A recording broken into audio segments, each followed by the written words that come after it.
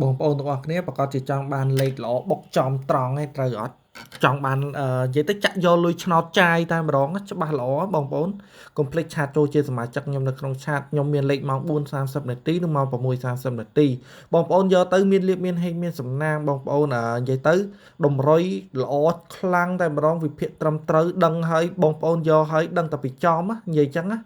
ល្អណាស់ពុកម៉ែបងប្អូនអត់មានយកសេវាពុកម៉ែបងប្អូនទេឆាតមកខ្ញុំភ្លាមឲ្យលេខយុទ្ធចក្រភ្លាមតោះឆាតមកលឿនមកអ្នកបានមុនបានត្រូវឆ្នោតមុនហើយអ្នកឆាតមកមុនណាប្រយ័ត្នឆាតមកអត់តាន់ថ្ងៃនេះលេខល្អថ្ងៃទី16ហ្នឹងណាលេខតម្រុយឆ្នោតល្អខ្លាំងណាស់និយាយទៅតម្រុយហ្នឹងគឺល្អខ្លាំងតែម្ដងដឹងតែពីត្រូវដឹងតែពីចំអ្នកដែលឆាតមកដឹងតែត្រូវឆ្នោតលុយបើកលុយមេឆ្នោតចាយថ្ងៃទី16ខែ3 2026ហ្នឹងទៀតហើយលេខស្តង់ដារពិសេសត្រឹមត្រូវបុកចំបើចាំត្រឡប់មករងឯងគឺបុកចំតោះឆាតមក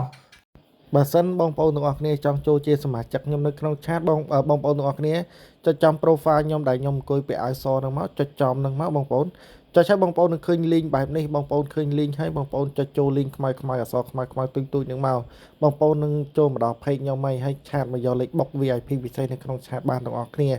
មានលេខល្អទៀតហើយសម្រាប់សិស្ស VIP ពិសេសនៅក្នុងឆាតលេខនៅក្នុងឆាតគឺបុកចំត្រង់ហ្មងបើចាំត្រឡប់បាច់រងអីទេតិចគ្រាប់ចាក់អស់លុយតិចច្រើនចុចចំ profile នឹងហើយឃើញ link បែបនេះបងប្អូនចុចចំ link អក្សរខ្មៅនឹងមកបងប្អូននឹងចូលមកដល់ page ខ្ញុំហើយណាតោះចុចតាមទាំងអស់គ្នាមកឃើញទេតោះយើងចុចទាំងអស់គ្នាអរគុណ